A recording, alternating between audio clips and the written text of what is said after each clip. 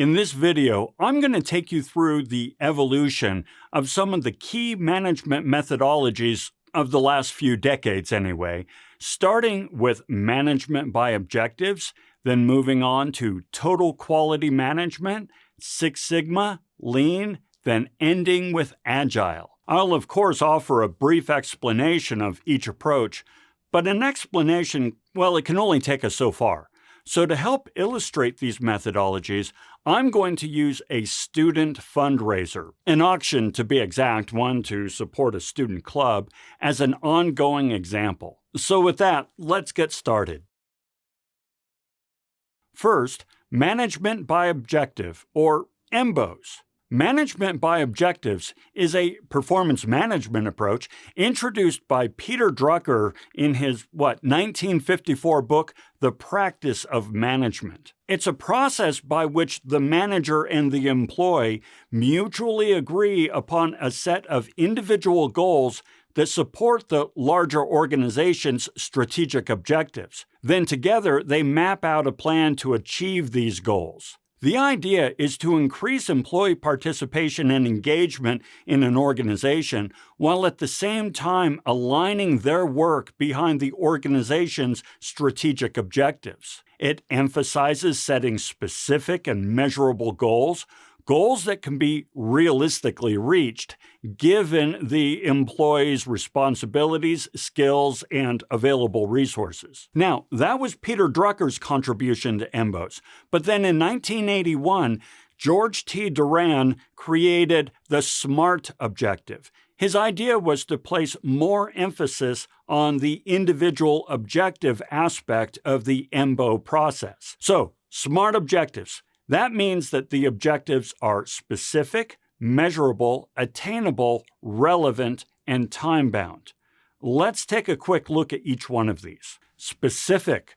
The goal should be specific and clearly defined. Measurable. The goal should be measurable, which is to say, it is clearly understood what success looks like and can be measured as such. Attainable. The goal should be attainable given the time, skills, and support and other resources available to the employee. Relevant.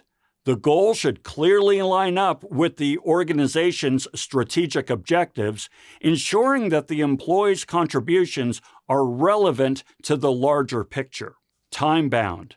The goal should have a clear, concrete due date. It's not hard to see how this management methodology can help an organization.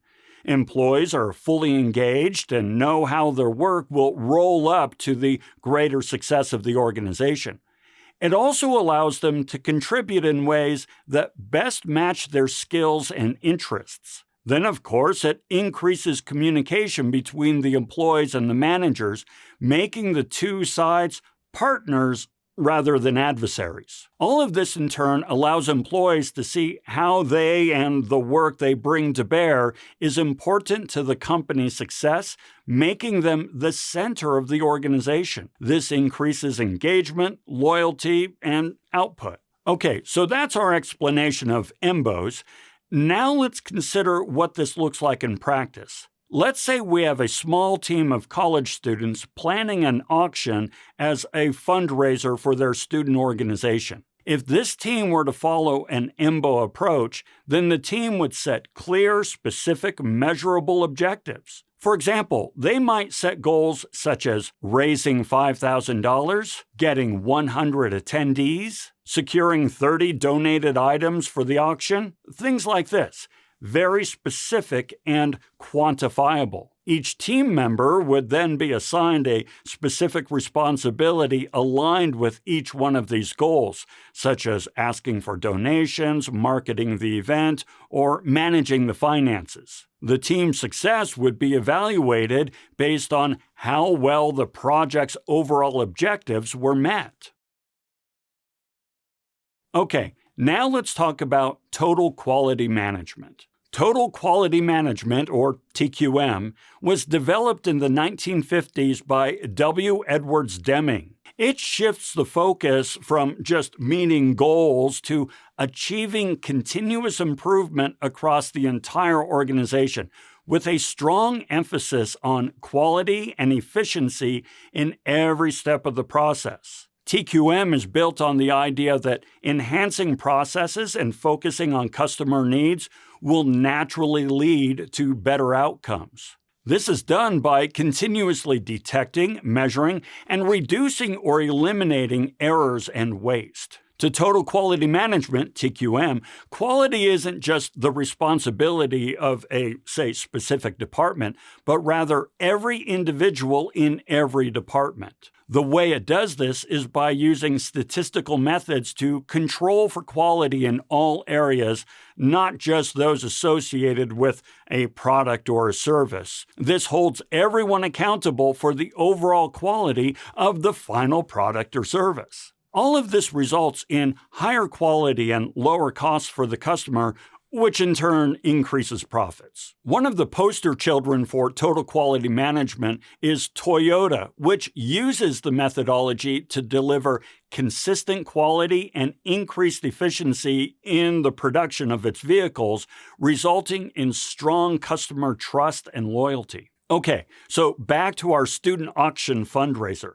If the students were to follow a total quality management approach, the team would focus on ensuring high quality in every aspect of the auction, from the promotional materials to the guest experience. The focus would be less on specific objectives, although they would still be set, but more on the quality of every aspect of the event. To do this, they might run focus groups with potential attendees to learn what constitutes a superb event experience, or ensure that each auction item is well presented with a clear description and professional photography. They might also really make sure to take the time to create a smooth check-in, check-out process to ensure that guests have a positive experience. In all these aspects, continuous improvement would be key, with the team looking for ways to make every event better at every stage. This ensures that quality permeates every part of the planning process. Okay, next, let's consider Six Sigma. Six Sigma, introduced by Bill Smith at Motorola in 1986, built upon the data-driven efficiency aspects of total quality management and basically put them on steroids. It is a quality control methodology used to improve processes, reduce defects and errors, minimize variation, and increase quality and efficiency to an almost ridiculous degree. It does this through a structured process called DMAIC or something like that, DMAIC. This stands for Define, Measure, Analyze, Improve, and Control. It uses this process to identify and eliminate causes of variation. This process flows as follows. Define. Identify the problem, project goal, or customer requirement you want to address. Measure. Collect data to understand the current state of the issue. Analyze. Examine data to determine root causes of the defects or the issue. Improve. Implement solutions to address root causes and improve the process. Control. Monitor changes to ensure continued success and prevent reoccurrences of the problems. The goal is to achieve a level of quality that's nearly perfect, just 3.4 defects per million opportunities, DPMO. This means that for every million times a step is taken in a manufacturing process, you only mess up between 3 and 4 times. It's pretty impressive. So, returning to our fundraisers, if the team were to follow a Six Sigma approach, the students would identify inefficiencies and address these, ensuring that the auction runs as smoothly as possible. Now, to do this, they might use data from previous events to identify potential problem areas.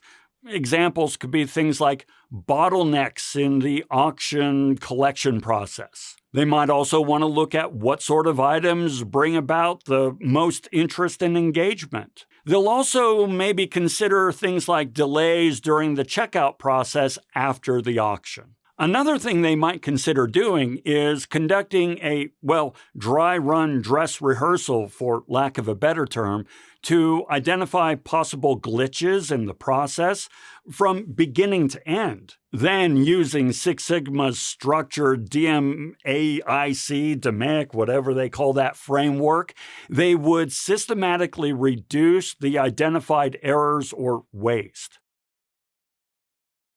Okay. Next, let's talk Lean.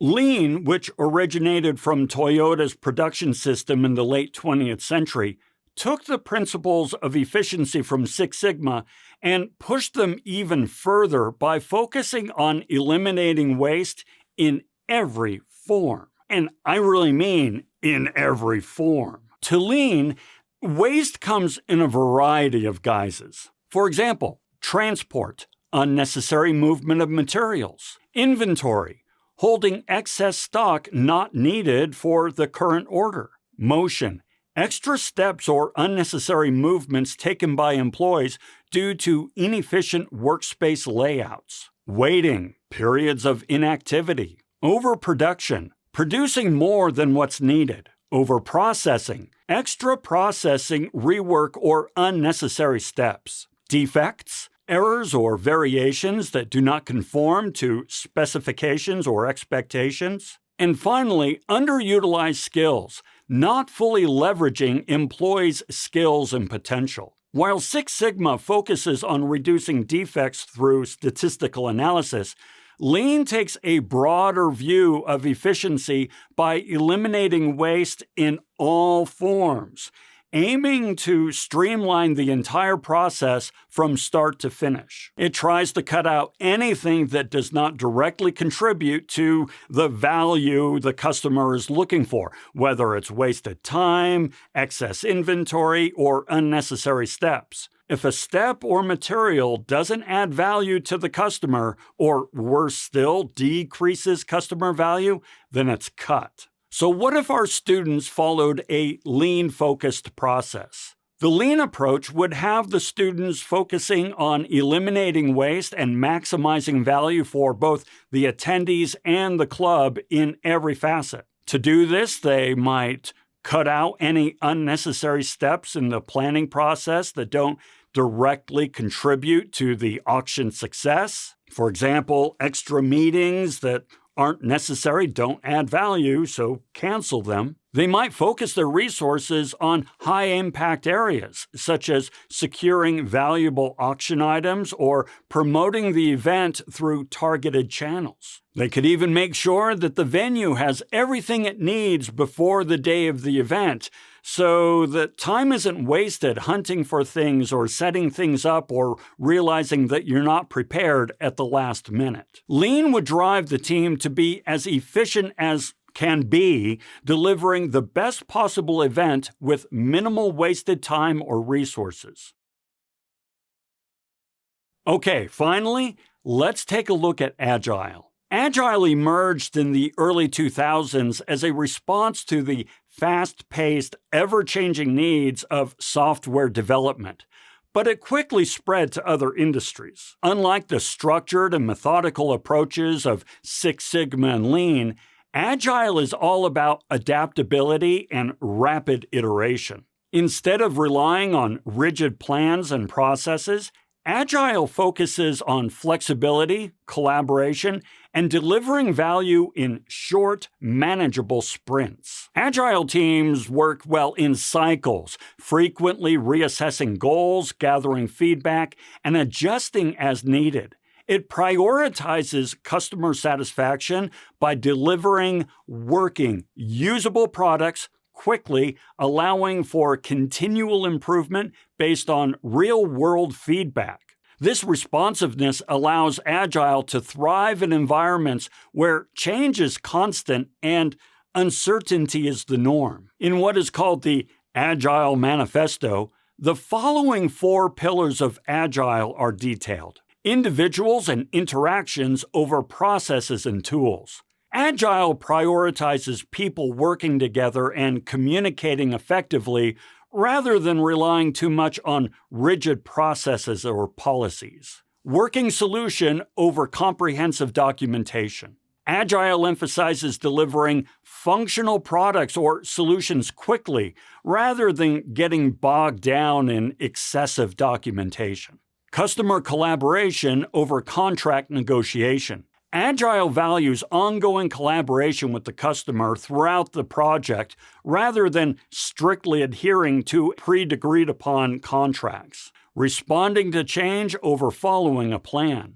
Agile welcomes changes and adapts to them instead of sticking to a fixed, predetermined plan. Now, EMBO, Total Quality Management, Six Sigma, and Lean are largely about structure, control, and efficiency within defined processes, relying on tops-down focus on predictability, consistency, and stability. Agile, on the other hand, thrives in real-time, ambiguous, rapidly changing environment and encourages decentralized decision-making, iteration, and adaptability. Now, when it comes to our student fundraising team, let's assume that once the day of the auction arrives, the team shifts to an agile approach.